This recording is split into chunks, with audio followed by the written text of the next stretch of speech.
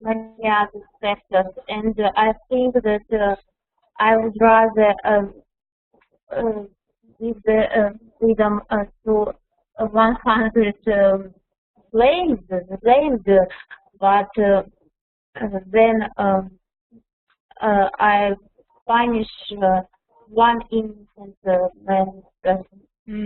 Yeah, And that's. Mhm. sorry. Oh, I'm sorry. Please continue. I didn't mean to interrupt you. This is the one point why I don't support this kind of punishment, but it's a very, very important point, and it needs some compromise, maybe flexible legislation when if the judge is not sure in the blame or some rules are not so exact. Of course, it's not an option. Yeah. Yeah, no, you did a really good job of briefly touching upon both sides of the debate. Oh, and it looks like Yulia has a question. I wanted to ask Alena. She says that she would rather give freedom to 100 blamed people, but she will save the life, but she will save one innocent life. So what will you say? What would happen if these 100 blamed people, really blamed people, another day will kill more people and more innocent people will be killed and they will be dead? I understand you, Yulia. Maybe I I said not so exactly as I wanted. I would rather give not freedom, but not kill. Okay. They may be punished another way. Yes. Okay, thank you. Convicted, yes, convicted. Convicted, yeah. Sort of the question of, I wrote in the chat, how much is one life worth? Is it worth sacrificing one innocent man's life to keep others from, some might say, committing heinous crimes? Or is one life equal to another life? Is a rapist's life equal to a child's life? Is it, you know, that's the question, is what is a life worth? It's very difficult. Does anybody else have any questions for Alyona? Natasha, would you like to ask her a question about her opinion on the death penalty? I don't have questions, and I'd like to add that life is priceless, and we can compare somebody's life. It all depends on people's behavior and people's choice to kill or to let somebody live, and which kind of person you want to be in this life. That's very true. Very true. And so I have a question for all of you. What do you know about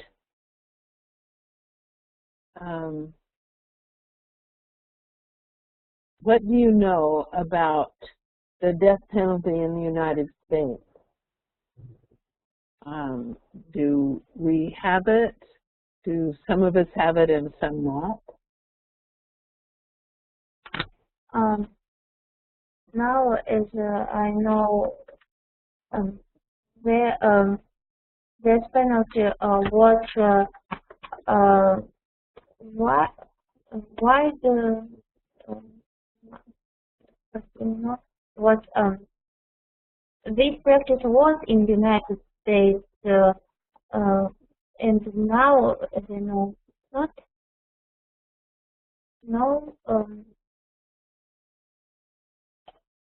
It's legal not in every state in USA. And for example, there are some states who reject this kind of punishment, and they agree in this theme with European countries. For example, if questions are very sharp, has many sharp corners in state of I can't remember. I forget. Canada, no.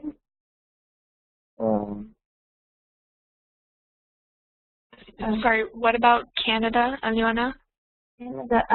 I have forgotten the state, the names of states where they reject this kind of punishment. I have read yesterday. That's totally normal, though, because you're right. Some states reject it and some states support it.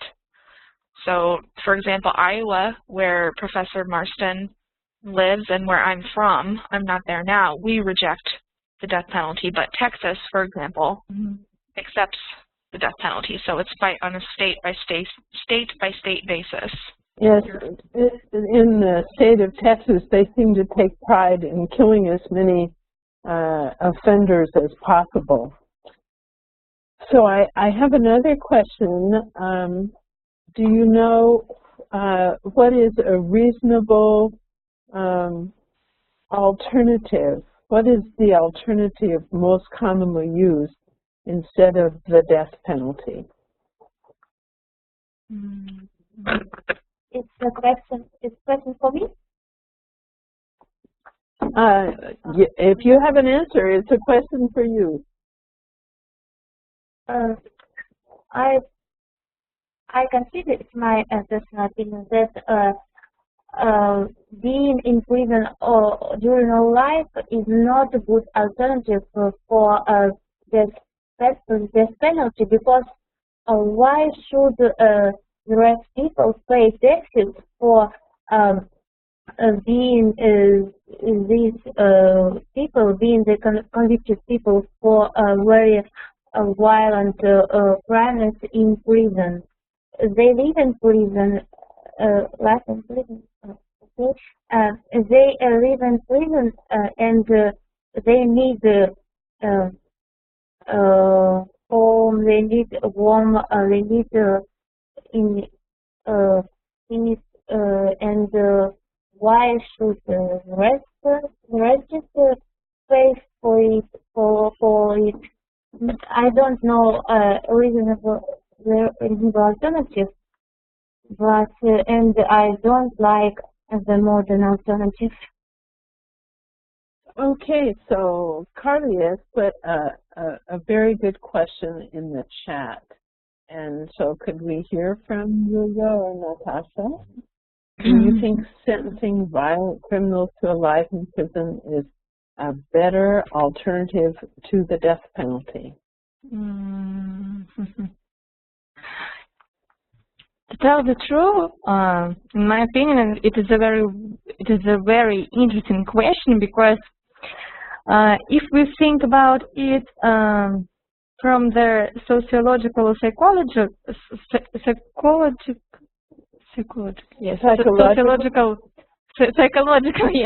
psychological point of view, we will understand that a man who gets into prison and lives there all life, he will all his life, yes, he will adaptation, yes, he will adaptate to this environment that is around him, and in 10 or 15 years, everything that is around him will be like a normal, it will be normal for him, and he won't think that it is a real punishment. In other words, he will have some kind of a satisfaction, because some of the prisons are really good. For example, like in Europe, in Germany, it's like a I don't know. It's like a camp for people who are convicted. But as for their alternative, I don't think that it will be a good alternative for convicted people, for the most horrible criminals and people who did a lot of bad things in their life, because they will get used to it. I think I study on the fourth course of the sociology, and so I understand this problem, that he will just get used to it. So I don't think that's a good alternative.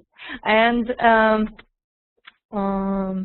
depends on, excuse me, it may depend on the objective that society has for imprisoning someone. Oh, yes.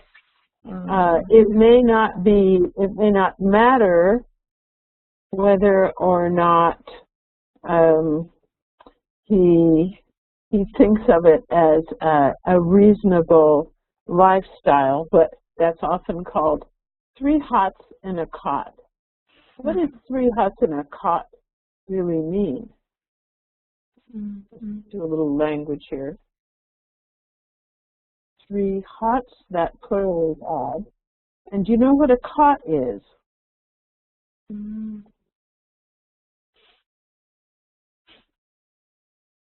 No, I don't know what is.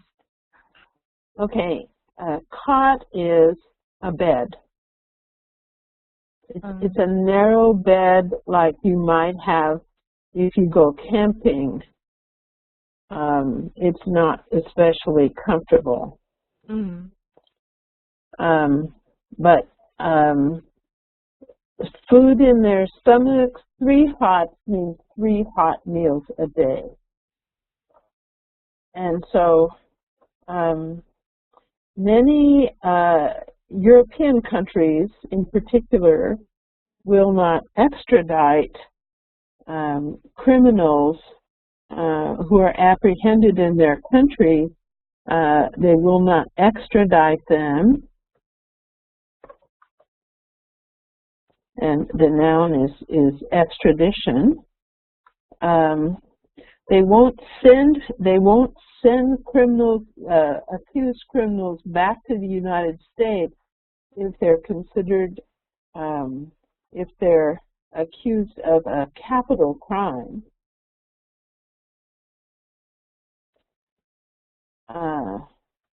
That's mainly murder. Because of the death penalty, because the U.S. has the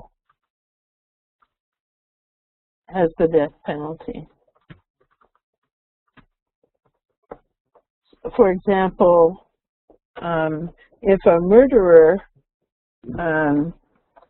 flees the U.S. and goes to France, and the French police arrest him, they will not hand him over to the Americans because they don't believe in the death penalty.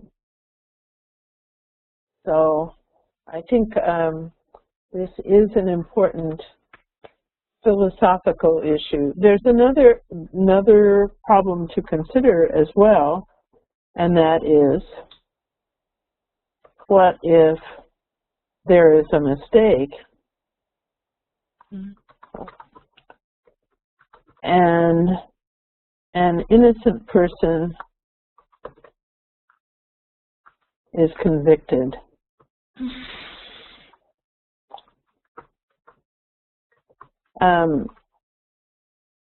There is an interesting example. I'm trying to remember what state it is. It was one of the other I states, Indiana or Illinois, where the governor has the right to commute or cancel sentences. So let's just say he decided when it was almost time for him to leave office and stop being governor, he decided to review all the people that were on death row, all the people waiting to be executed. And the result was over half of the people on death row, when their cases were reviewed, were found to be innocent. And had they been convicted, had they not had that review, they would have been executed.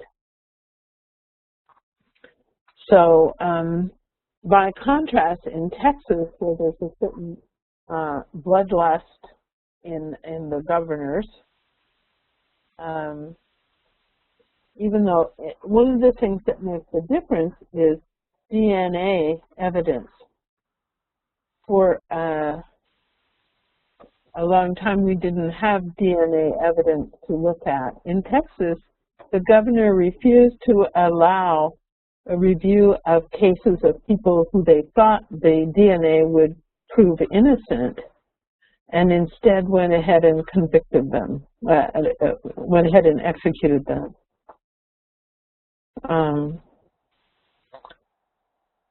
So I think this is really a complicated issue. And I don't know, I don't think there's a good answer. But what about in your own country, in Russia? This punishment is forbidden. I'm sorry, what? This punishment is forbidden in Russia. So you do have capital punishment, the death penalty. No, I think she said they don't. Okay. What's the capital punishment? So what is the punishment for people convicted of murder in Russia? Our government don't use the death penalty.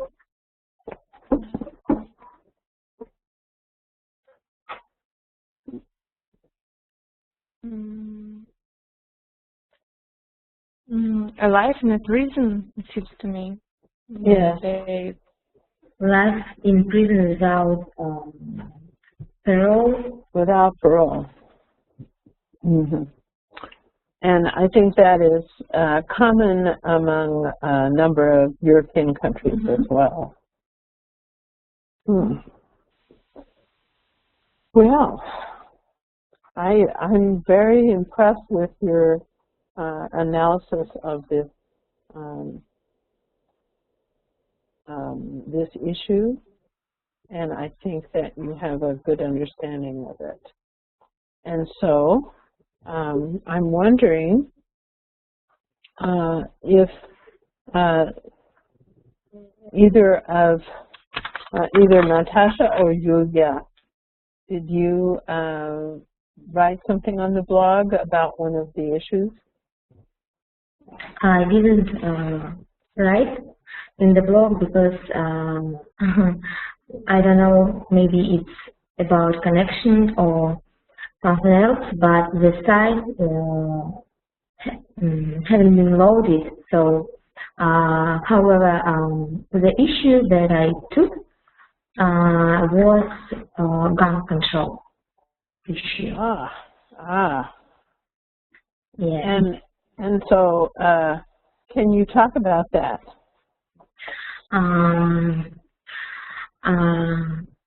I've been thinking about this issue, and my opinion was that gun control laws should be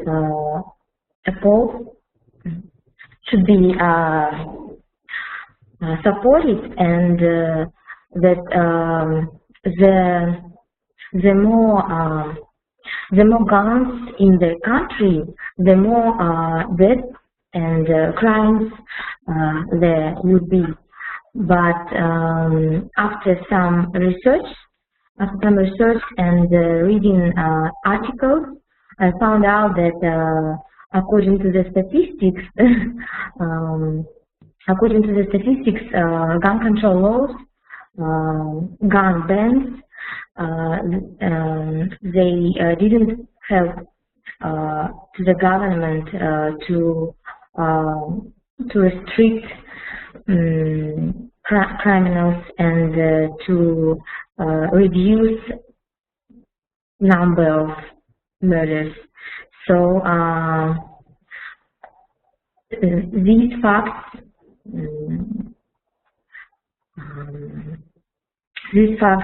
influenced on me, and I think that it depends on the relation of the people to the laws, to the government, and some examples like countries where such laws didn't help to the government. For example, Brazil, there are laws that about gun control, and according to the statistics, there are many crimes because people in all the ways people have access to the gun. It's not legal, but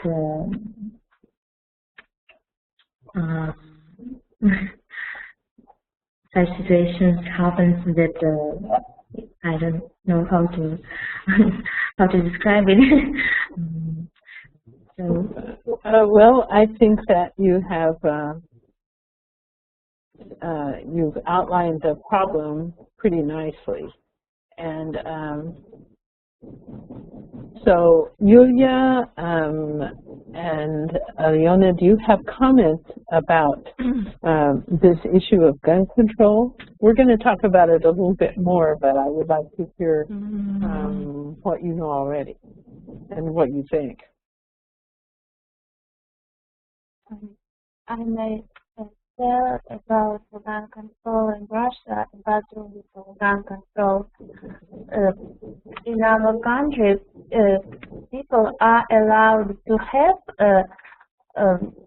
these, but we can't bring it with ourselves whatever we go, and we should keep this in a special box with a special box with the lock at home, and of course, like in America, of course, we should have the paper, the documents that we have the right on having it, and but we can bring it ourselves whatever we go. If it is not completed condition, if we have it the gun by part, if it's not if it is an unworking if it can't work, разобрать. Please, I know if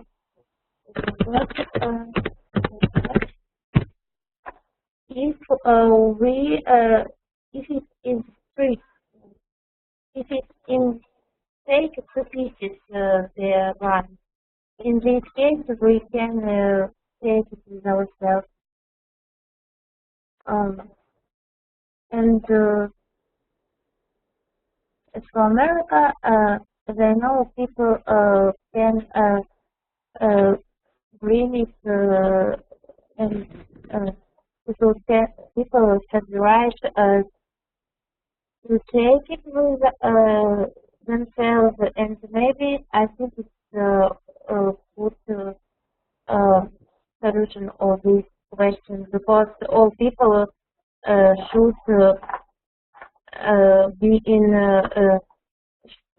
should protect themselves. Okay, so self-defense is definitely a big argument.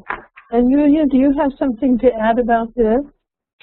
About the gun control, or yes. In general? About gun control in general, yes. As for me, I favor Democratic Party's position in this issue. So I favor more gun control. Of course, as is written in one of the articles, Democratic Party favor more gun control, oppose the right to carry concealed weapons in public places. So it means that all the concealed weapons are not allowed to be to be taken with. So as for their of course, each of us knows that sometimes it may happen, a dangerous situation may happen, and someone can, how to say, and someone will want to kill you or something like this, and so you should be able to prevent, how to say, to save yourself. And so that is why you need to have a gun with you or something like this. So as it was said, as it has been already said by Alona, in our country we can take a gun with, we can take a gun, but we should have a license, we should keep it in a special box, and so on and so on. So I think that there is no problem on this. I don't think that the Republican Party is right in this point of view, because, in my opinion, Democratic Party is right in this issue. Actually, it's not quite as clear-cut as that may seem. And it's because of the influence of some outside non-governmental forces. One is what I like to call big money. In this case, it's the NRA, the National Rifle Association, and gun manufacturers. So people who have what we would call a vested interest, that is, who make a profit from selling guns and paraphernalia, that they're pretty opposed to it. So, and the NRA is extremely powerful. Sorry, I need to say rifle, not rife. And they don't want any control on weapons at all. So since we've been looking at the Constitution, and this is what we call a Second Amendment issue,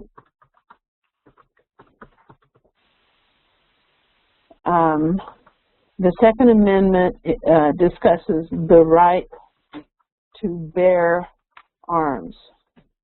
Arms are weapons. Bearing arms is to carry a weapon.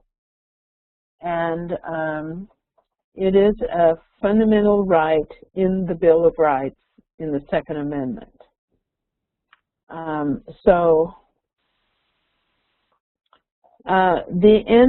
Let's see, it's better to say, rather than asking, does the NRA support the Republican Party, it's to say that the NRA gives people, gives candidates a grade.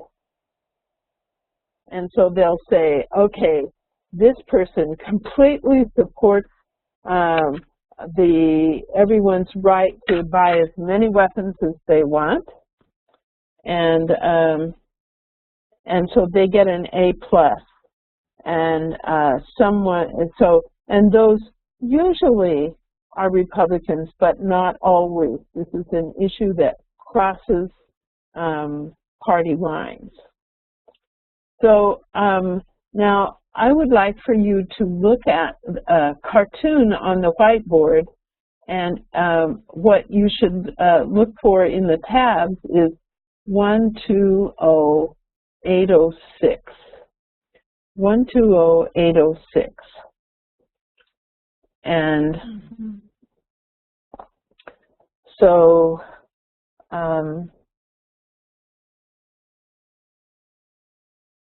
let's see, what can you say about what you see in this picture? Can you describe the image, Natasha?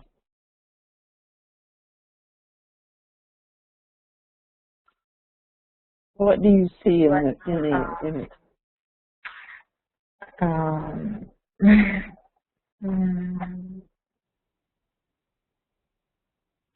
It's about this cartoon is about that militia. Okay, tell me what you see in the picture. What I see two men. It's historical. It's historical period of the United States. Maybe it's I don't know. Okay, I see two men, and perhaps they are policemen. Maybe. Policemen. So what makes you say they're policemen? It's only a guess. Oh, it's because you see their coats that you think this is a uniform? Actually, I don't think that this uniform. They are dressed in camisoles. I don't know if it was appropriate.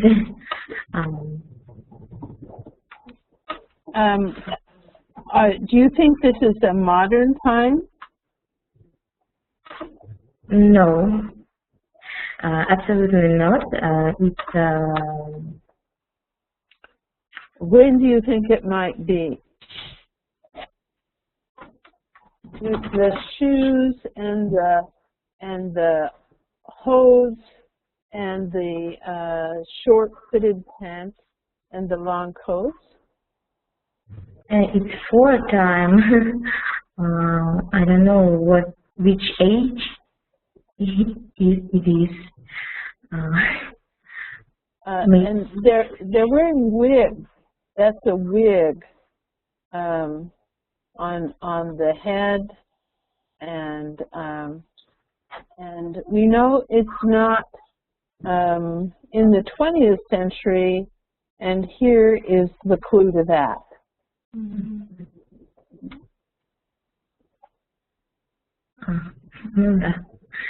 Sorry. Okay, so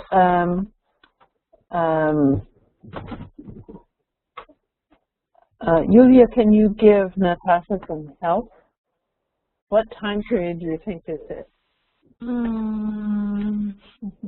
Let me think.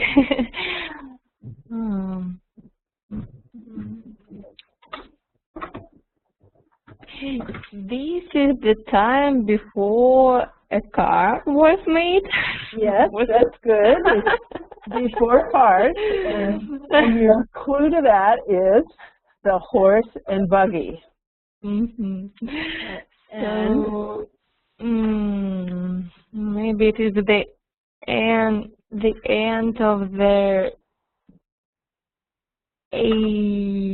18th century, 18th century, maybe. Let's say 18th century. 18th century, yes. Okay. Now we're going to look at the as a caption to the cartoon. Will you read that, please, Aliona? Just read the caption. I'm embarrassed by the word Benjamin. Maybe they are random person. Why the question of gun control is so important for them, and they discuss it while they are walking in it is like it seems to me good weather. Okay. Can you read the caption, please? Read the sentence at the bottom. A well-regulated needs be necessary to the security of free state. We need cheap, available Pentagon. Okay. Now, the first part is a quotation from a document that you have been studying. Do you know what it is? Mm.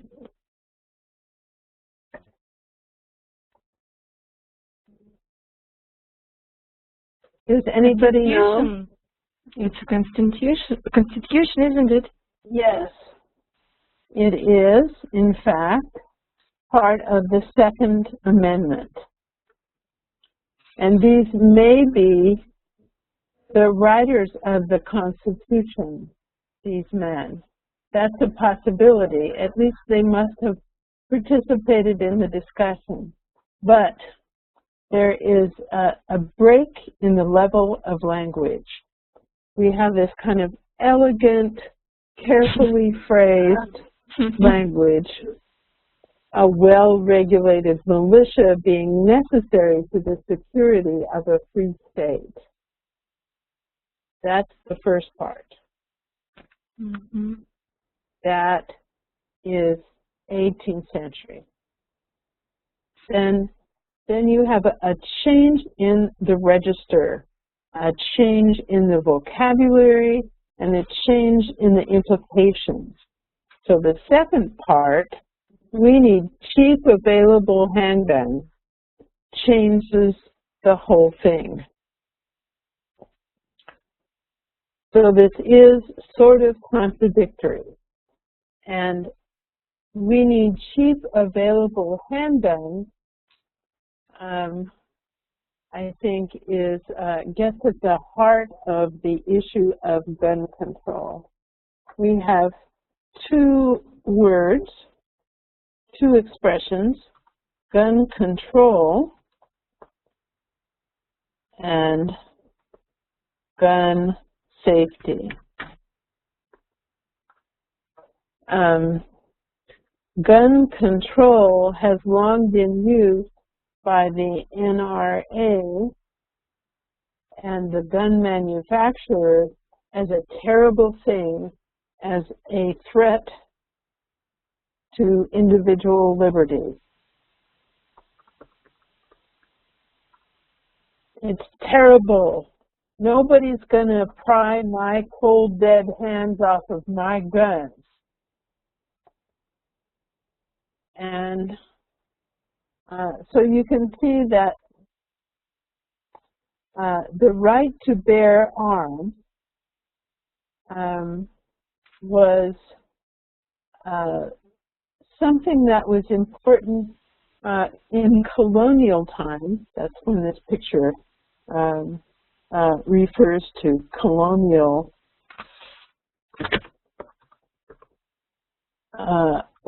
times, or when the U.S.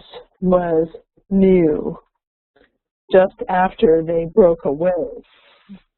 So a well-regulated militia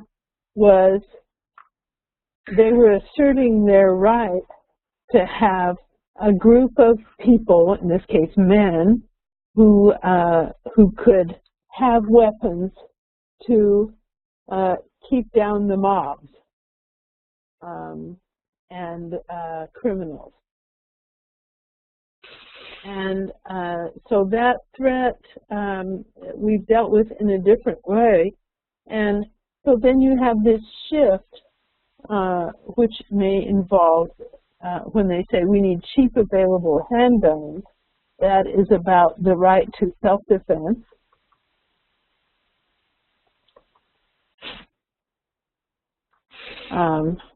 So if I'm threatened by someone, I should be able to have a weapon to defend myself from criminal elements or anyone that I see as a threat.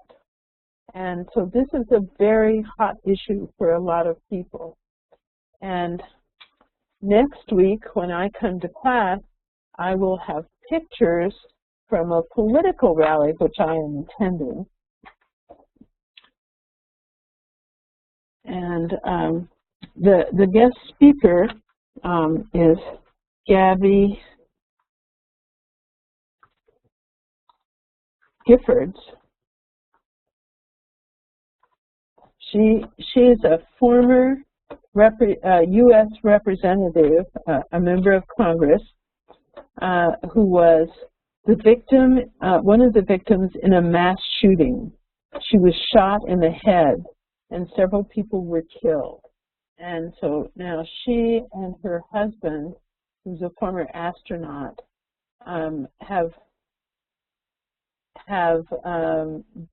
they've formed an organization advocating more gun control.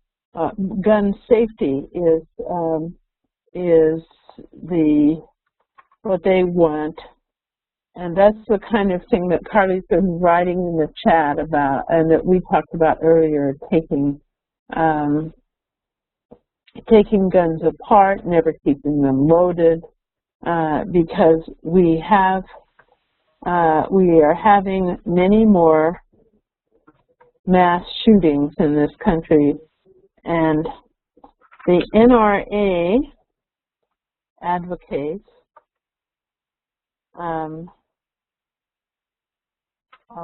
everybody ought to be able to buy automatic rifles like a Kalashnikov, and they say that should be something that you could use as a sports hunter, somebody who just wants to go hunting, and so that'd be like go into the country and shoot a deer. And do you know who Bambi is? Does that tell you anything?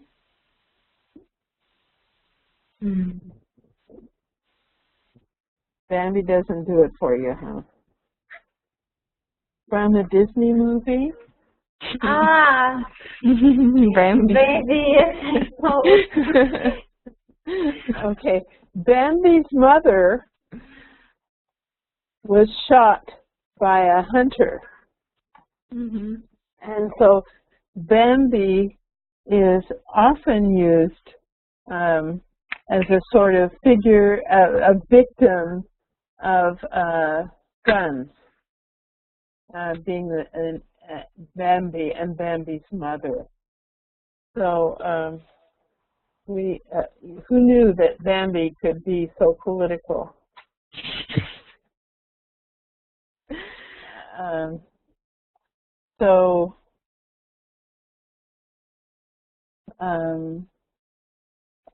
Let's see. We are going to, I think we better get after the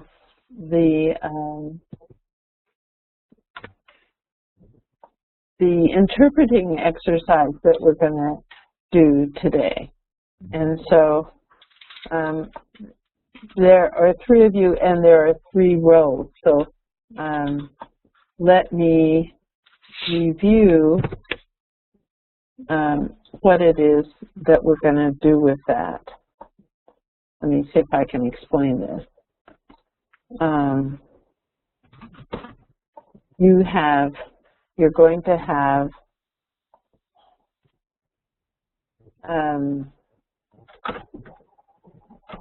sorry, this is something new that we're trying, and I'm trying to get it together here. You're going to each have a role, and so one of you will be asked to act as an interpreter, and then we'll change roles. The topic for interpretation will be the U.S. government shutdown. So one will be an interpreter, one will be a journalist, and one will be an expert on U.S. politics. And so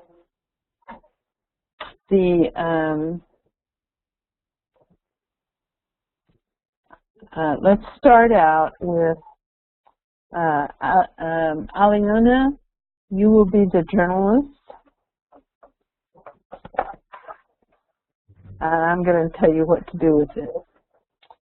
Natasha, you will be an expert on U.S. politics.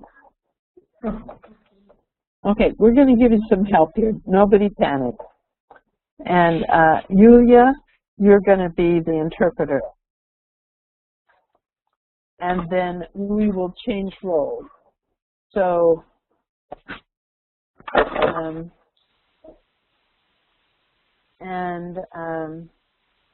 Carly, let's see, the expert, the journalist, okay, so this is Aliona, will ask a question of the expert. And the expert will get, let's see, Carly, I hope you have this document at hand. Yes, I do. Okay. Carly is going to send the expert, in this case Natasha, an answer to a particular question in Russian. And then Natasha, you will you will say what that answer is that you get through the chat. You'll say it out loud. And so you're going to get a private chat message that the other people. And then Yulia, as the interpreter, you're not going to see the text of the answer, but you will translate the question and the answer from Russian into English. And then Aliona and Natasha will both write their translations in writing in the chat. And you'll send those to everyone. Then we'll talk about the translations.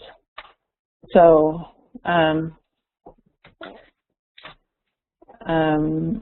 do you have any questions about this? I think we're going to see how it works as it goes along. And if you had a chance to do the exercise based on the translation topic, that will have helped you. So,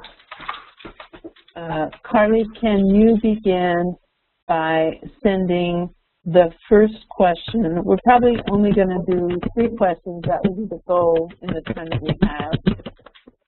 If you can send the first question. Then, I did.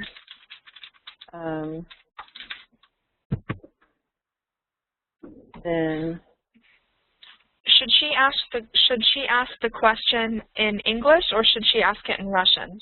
Should she ask it in Russian and then Yulia interprets? Yes. Okay. In Russian, Aliona.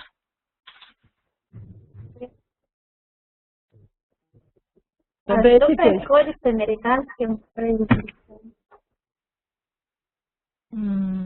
and then Is it my turn?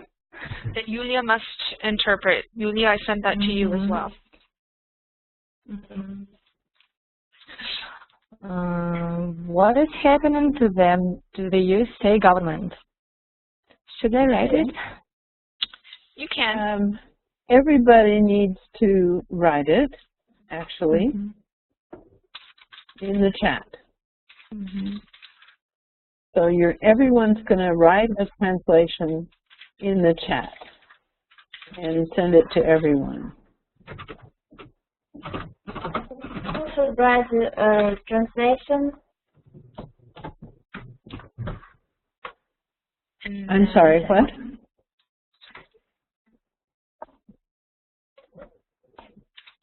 The next phase is to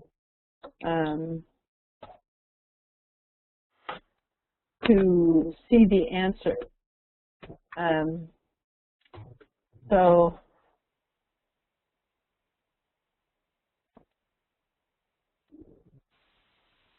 So now the interpreter has translated the question, and then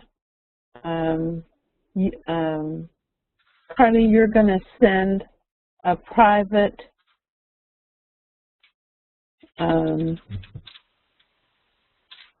answer to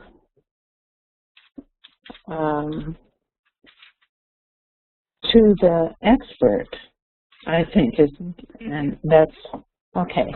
And then the expert will voice that answer. You'll just read in Russian what it says. And then the interpreter, without seeing the text of that answer in Russian, will translate from Russian into English.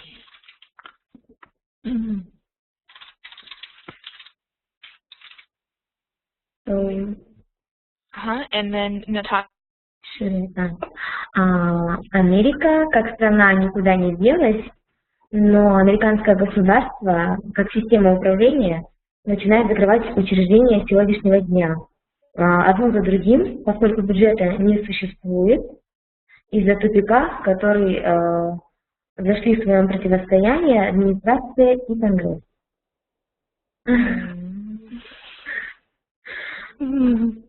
And then our interpreter, and you guys should include your translations as well. America as a country hasn't divided, but the American state as a system of governance has begun to close offices starting today, one after another. Their budget, right?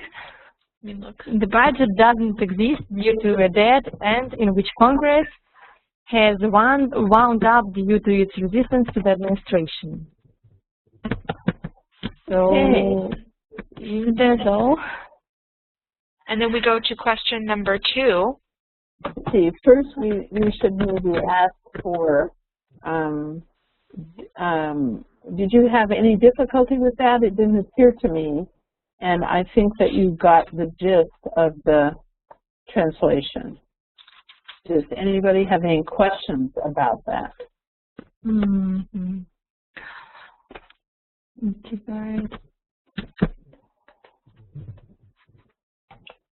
It was difficult for me to remember everything that was said. Oh yes. Yes. Yes. That's one of the challenges of translating. Perhaps when we have a long answer, we can translate a sentence at a time. Should it be a simultaneous translation? No, not at this stage. Consecutive, the kind of translation that we're asking you to do is consecutive. And so that's the first step. You have to work out how to do it consecutively before you're able to hear one language in your ear and have another come out through your mouth. It's really a kind of sophisticated problem. So for the next question, can you switch, please? And Yulia, you will be the journalist. Aliona, you will be the expert. And Natasha, you will be the interpreter. Okay. And you will get the prompt from Carly of question number 2. Everybody should have it. Should I ask the question? Yep, ask the question in Russian. Случались ли подобные кризисы ранее? Interpreter? Have there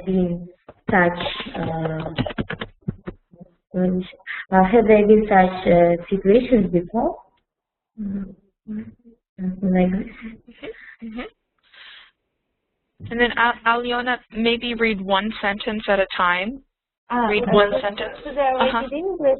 They're rated this translation on English, only in Russian. Russian. Read one sentence in Russian. Единственное, что утешает американцев, что это уже было в 95-96 годах. Точно в такой же драке республиканцев, контролировавших Конгресс, президентом-демократом. И вроде все остались... Sorry, let's stop there so that we can remember. The only thing that reassures the Americans that such situations had already happened in 1990s and 1996 years. So in the same situation, in the same fight, Republican Party and Democrats, Republicans who controlled Congress, they controlled and the president. With the president who is a Democrat. Very good. That was a long sentence. Okay. Next sentence, please, in Russian. И вроде все остались живы, как-то разобрались. Но не надо путать золотые 90-е с нынешней эпохой. Контекст другой. One more time, please. Еще раз. Все остались живы, разобрались. Но не надо путать золотые 90-е с нынешней эпохой. Контекст другой. Everybody remains alive. However, we shouldn't confuse golden age with the modern society. И контекст другой. And the context is different. Good. Next question. Okay, well, let's do some feedback on that. Those were hard. They're so long. You guys did a good job of remembering. Yes, this is one of the hardest things, and it's why you don't start with simultaneous interpretation. And so you, when you look at the time frame, you need to mention both, since the session spanned 2 years, you need to say 1995, 1996. And then you need to be able to, I'm saying this in an ideal world, in order to communicate the whole sense of the Russian, you also need to be able to stress the Republicans who control Congress with a Democratic president. You got the word right, and that is the essential part, but you also need to be able to show the emphasis of the Russian, and that's what I understand. And you said the golden age, but I would, and I don't know what the Russian says, I'm only looking at some English, you needed to say the golden 1990s. Is that what the Russian says? Yeah. Okay, so that is, to me, the golden age is a different time. And so that, those are the, and then the conclusion I know this is so long, but you did a really good job. The context is different. That's an important point.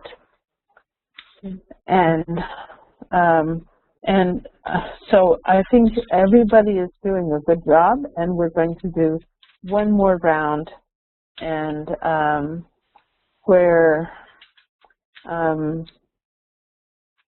let's see, Natasha, you're the journalist.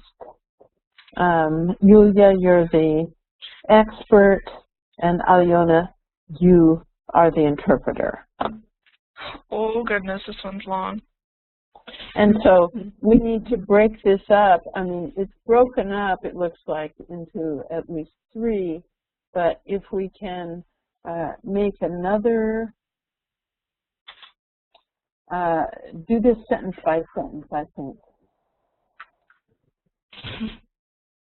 They should have to now. Yeah, okay. So Alyona's the interpreter.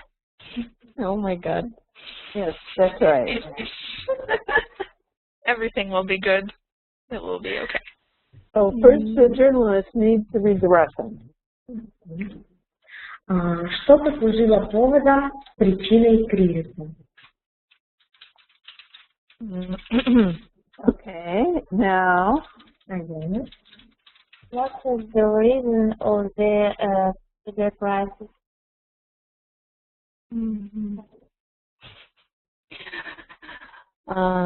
Поскольку реформы здравоохранения – это практически все, или во всяком случае главное, что Обама сделал во внутренней политике, то вокруг здравоохранения идет битва. Если Обама сдаст его, то бюджет быстро примут. Что в стране проводится республиканская политика.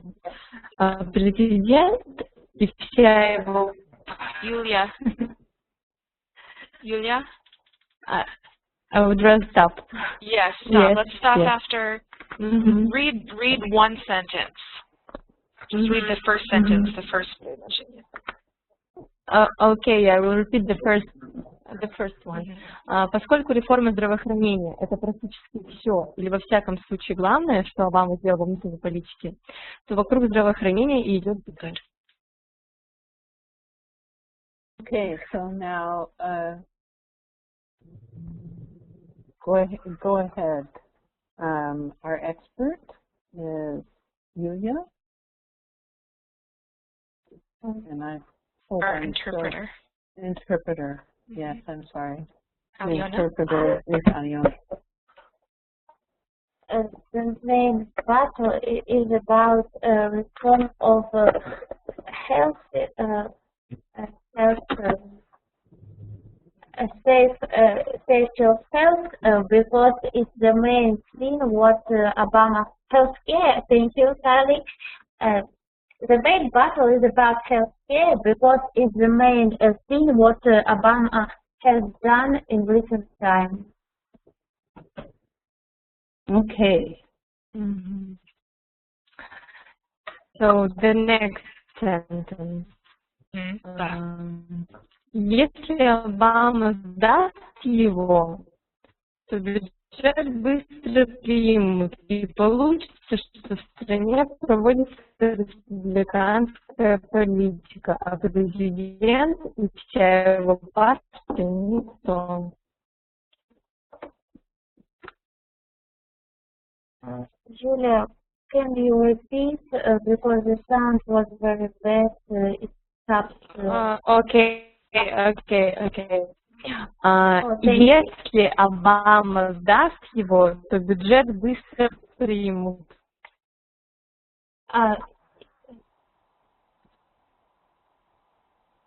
If Obama plans the budget, it will be everybody in Congress will agree with it, and it will happen that the government do Republican politics,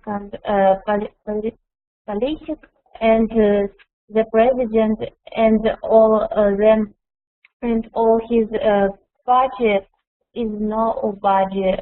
They will be saved in such a way. Okay. This is a complicated text, and I think you did a pretty good job. If I were listening to you and I didn't understand the Russian, which is the case, I would have a question about the last sentence. If Obama gives it up, can we all look at that together?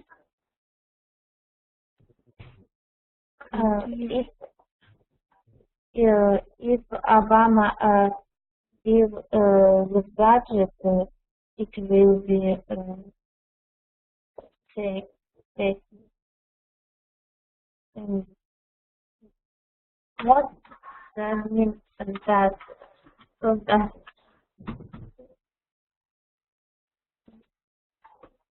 Can you help here, Carly?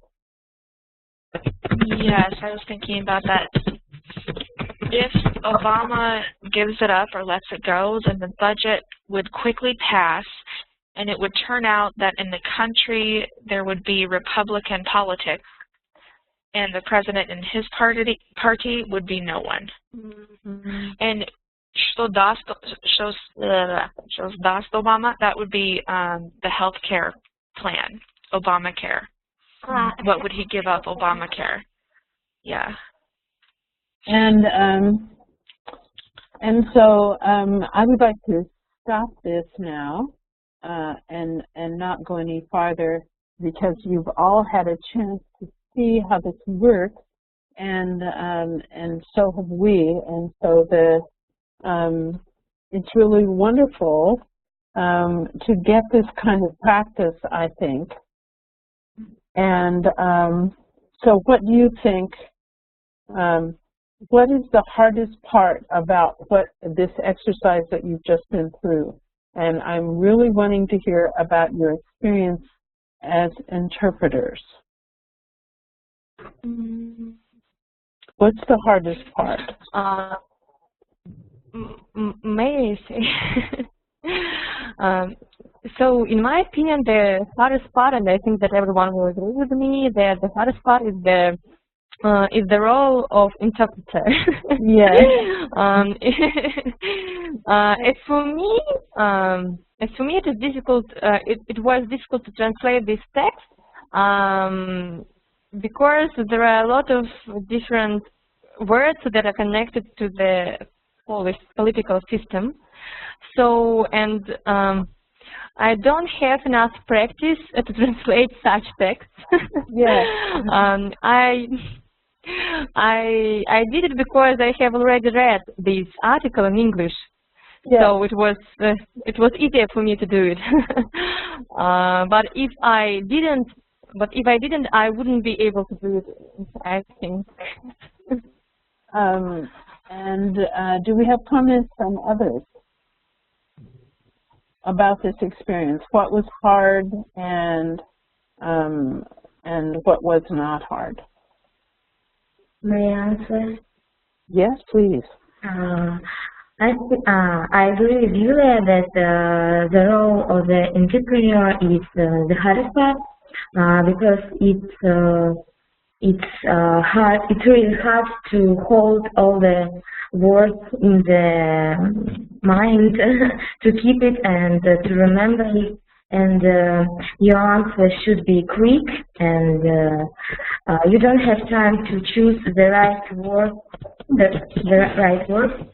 So it's the hardest part for me. I have such experience, like translating, entrepreneuring, because when I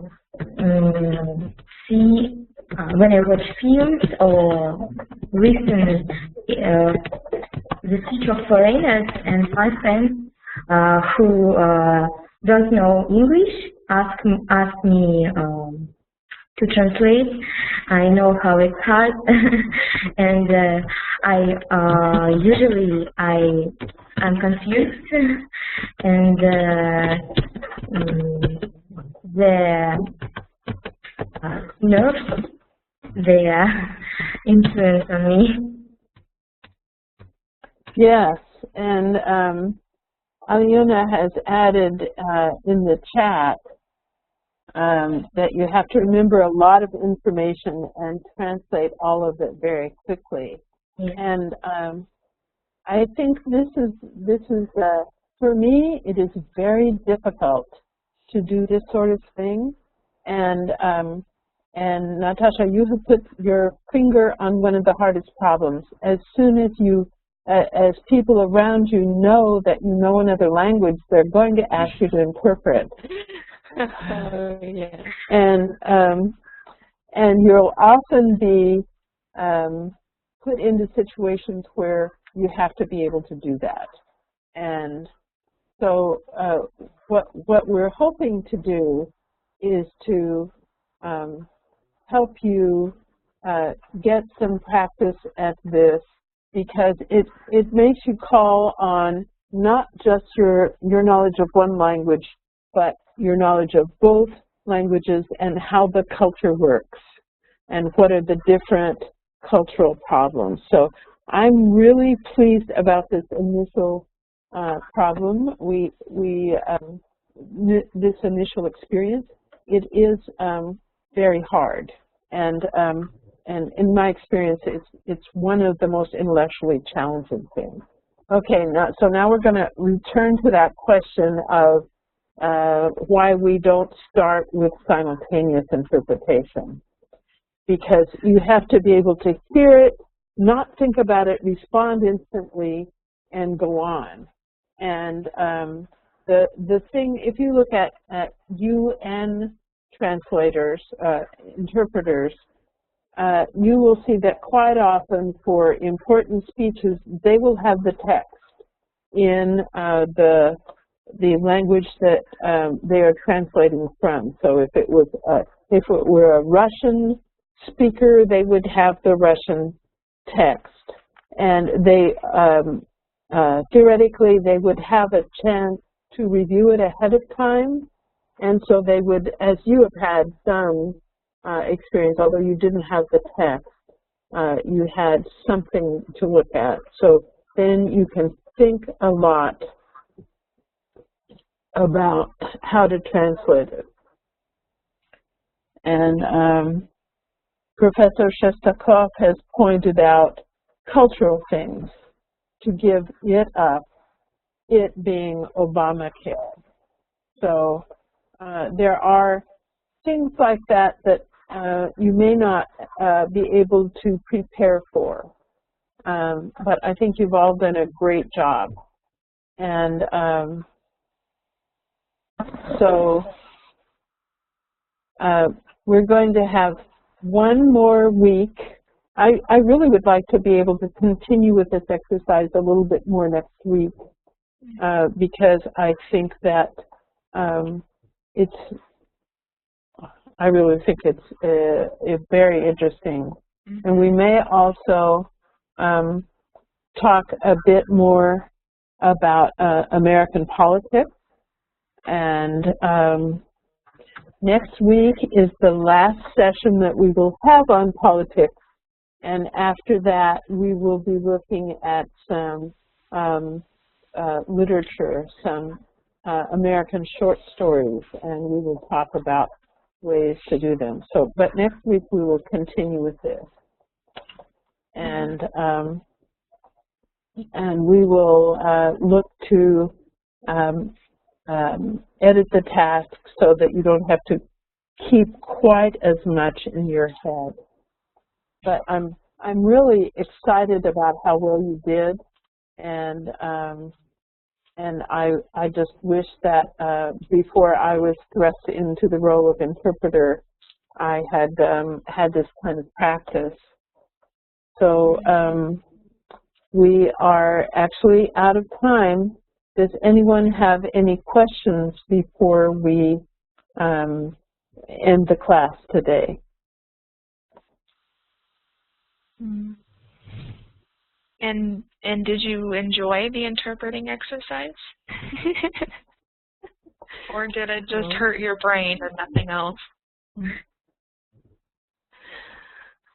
Do you have a headache now? Like, oh, I need some Tylenol. You all did a very good job, but that's a difficult text, and it was the sentences were very long, so you shouldn't feel discouraged. Very long. Yes, you should be very proud of what you did today, though. Actually, it was very, very good. Did you enjoy it? I have realized that there is a very, very big field for walking, for hard work. It's true. It's very true.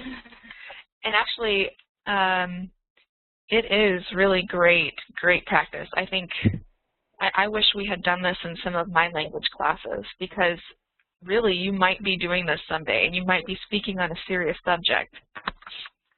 I was asked once to interpret for a court case, and I was really worried about that because I didn't have any professional experience with this or experience with it in class. So it's really useful, I think.